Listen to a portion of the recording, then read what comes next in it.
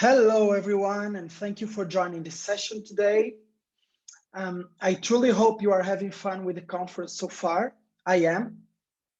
Quick intro about myself. My name is Luis Ferreira, and I am a Splunk sales engineer in the Middle East, where I have been working for the last few years, mostly in the cybersecurity domain. So, what am I going to talk about today? As you might have heard already in this conference, organizations from different industries, such as oil and gas or utilities, are at various stages of their digital transformation. And for many of them, the convergence between information and operational technologies is increasing for different business reasons. These include, or will include, the business innovation provoked by the trendy 5G adoption. Today, I will be talking about why that impacts existing cybersecurity approaches and how organizations can increase the visibility across both domains, as well as align with some industry-recognized frameworks like the MITRE ATT&CK. Let's go. With 5G, the next generation of wireless connectivity has arrived. And actually, some say that it is a paradigm shift similar to the jump from the typewriter to the computer. With its higher speed, lower latency, and ultra reliability, 5G has the capacity to support a massive number of IoT connections simultaneously and bring even more business innovation. That innovation can be seen both in the B2C market as well as in the B2B sphere. Promising use cases will affect different and disparate industry segments. For example, smart cities can benefit from 5G to connect basically everything, from HD cameras to smartphones, homes and cars, to traffic and garbage collection systems. Other examples might be smart energy or even connected health use cases. But one of the areas where 5G can really make a difference is in the industrial organizations, more specifically to the Industry 4.0, for example, by enabling autonomous systems to run in factories and enhance their existing manufacturing processes. And that will be our focus area for today. In simple terms, the buzzword Industry 4.0 represents the fourth industrial revolution that is occurring in manufacturing. It will take what was started in the third with the adoption of computers and automation, and it will enhance it with smart and autonomous systems fueled by different technologies, such as the ones you see on the slide: IoT, data analytics, cloud, machine learning, or even augmented and virtual reality. The use of all this technology means that the convergence of IT and OT increases, and that these organizations need to expand their operational visibility and use real-time insights to avoid any negative business impact. Just to give you an idea, the average estimated cost of unplanned downtime in a car factory is more than $1 million per hour. It's really, really a lot. So for those less familiar, OT, or operational technology, can be seen as the combination of standardized corporate technology, such as firewalls, databases, or even Windows servers, alongside with industrial specific software, including control systems, safety systems, human machine interfaces, as well as PLC and sensor technology. Historically, OT organizations have been using the Purdue Enterprise Reference Architecture that you see on the slide as a concept model for industrial control systems and SCADA network segmentation. It describes a hierarchical set of levels for applications and controls. Levels 0, 1, and 2, which correspond to the process control zone, define physical processes, sensors, actuators, and the related instrumentation. Level 3 describes the overall manufacturing operations. Together, these levels comprise what we call the OT environment. Levels 4 and 5 are collectively known as the business zone, comprised of enterprise IT systems and standard applications. Now, it is usually a best practice to follow the Purdue model, even for OT security. Nevertheless, this model might need to be reconsidered. The new wave of technologies, such as the 5G emergence is challenging this model. The industrial business usually relies on a very critical real-time processes, which makes 5G very appealing to promote innovation through industrial IoT by leveraging the same technologies I was talking about, analytics, AI, or automation. Having that in consideration, it will be common to see 5G IoT sensors and actuators bypassing the traditional Purdue model and sending or receiving instructions directly from the cloud. One example can be the use of advanced robotics for a car factory, for example, or even remote real-time analytics or remote machine learning and artificial intelligence to promote smarter manufacturing processes.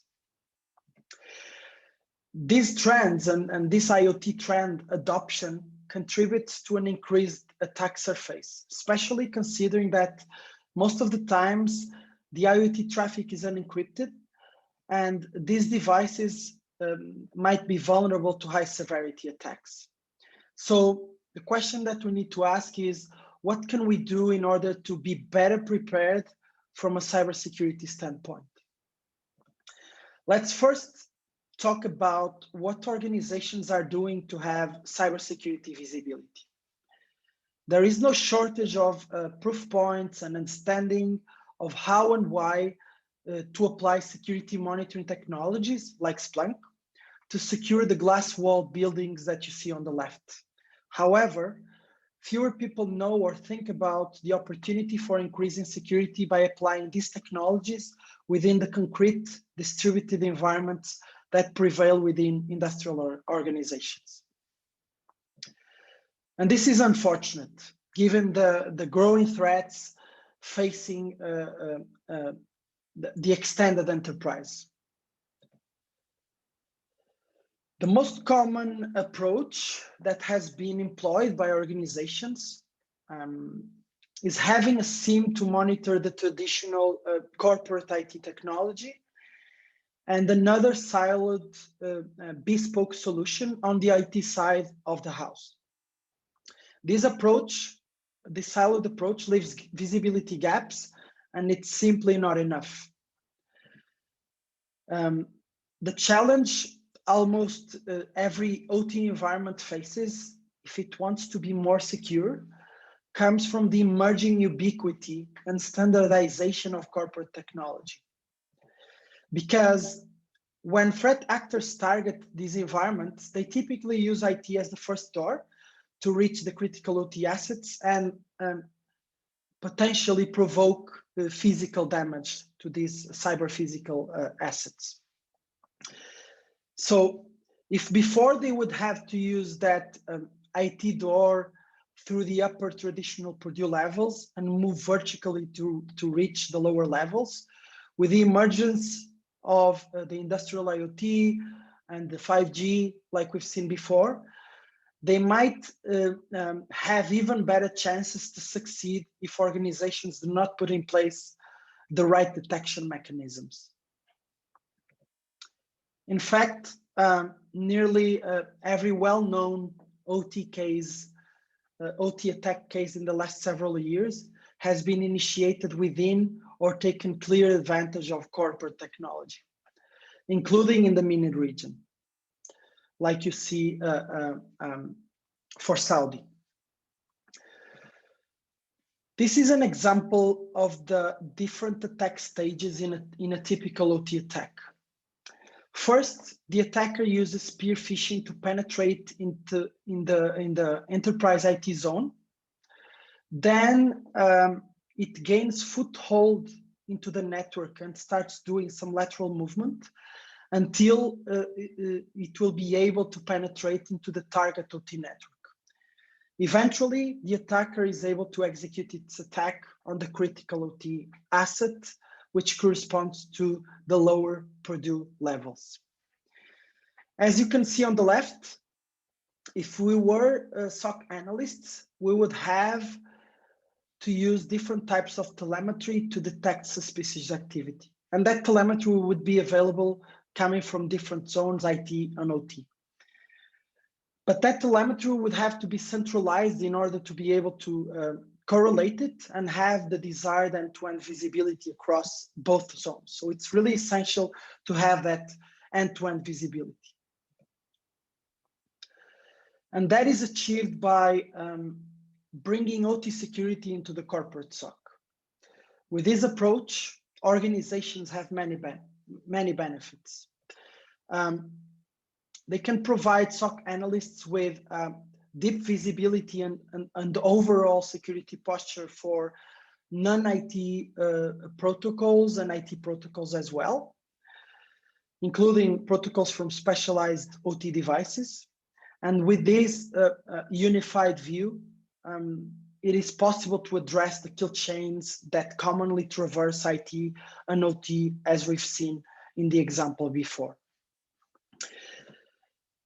Another benefit is leveraging existing SOC investments in people, processes, and technology. At the end of the day, if you have an IT SOC analyst, the know-how that he has will be also employed for the IT and OT convergence, and the opposite as well. So another benefit is the fact that you are eliminating silos, which is a common approach for these domains, and increasing the collaboration between both teams, IT and OT again. Last but not least, this approach mirrors the IT-OT convergence trend and better supports new business initiatives. So you will be more aligned with the business.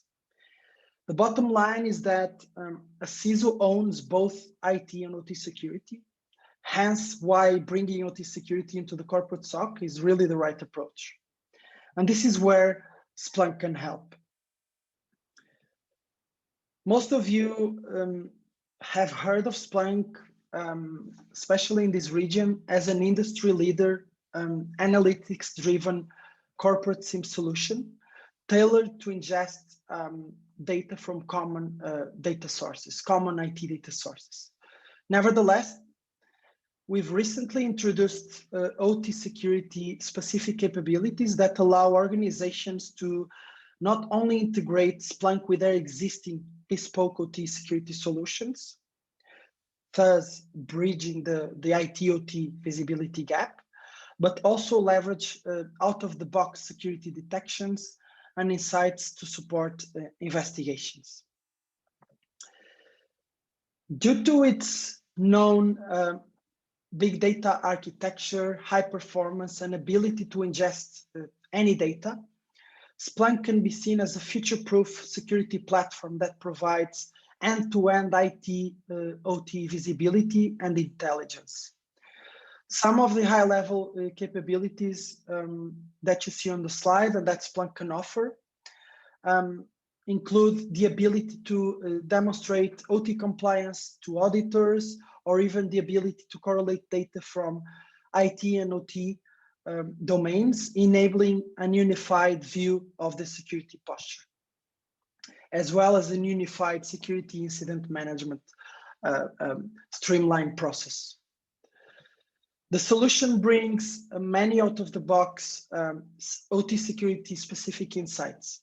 One example is the asset-specific real-time visualizations that monitor behaviors in order to detect activity changes on critical assets that might represent increased threat risk.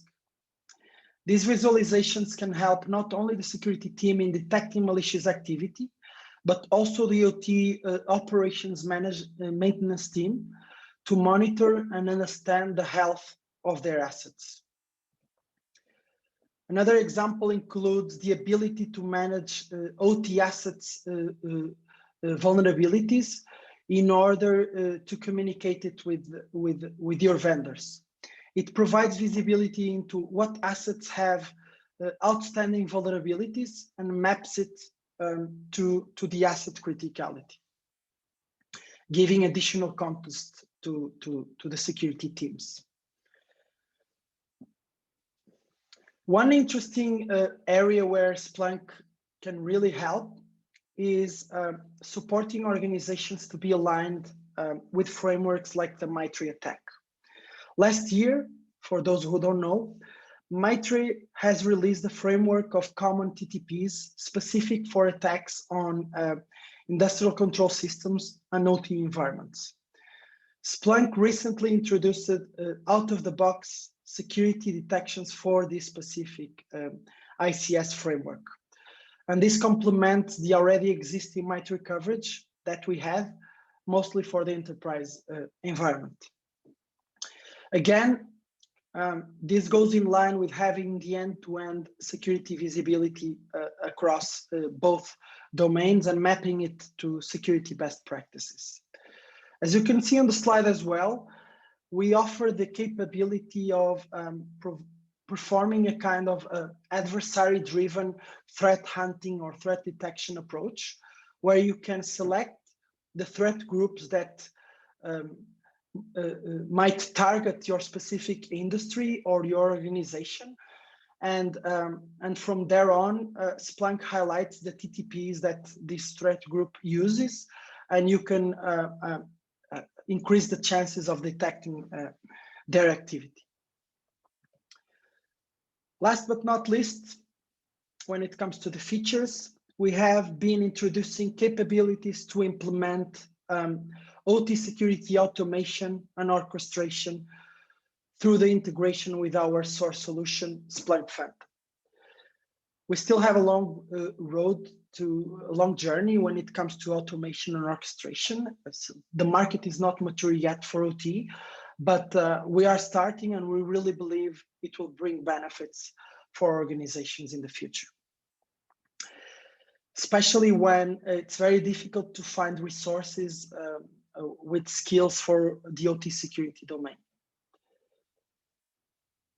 So, and with this, we've reached the end of the session. Just as a quick recap, we've talked about how 5G can bring innovation opportunities in areas like the Industry 4.0, and how that further increases the IT and OT convergence. Because higher convergence means a higher attack surface, we've also discussed the need to employ controls that provide end-to-end SOC visibility. And we've mapped those to the Splunk technology features and capabilities.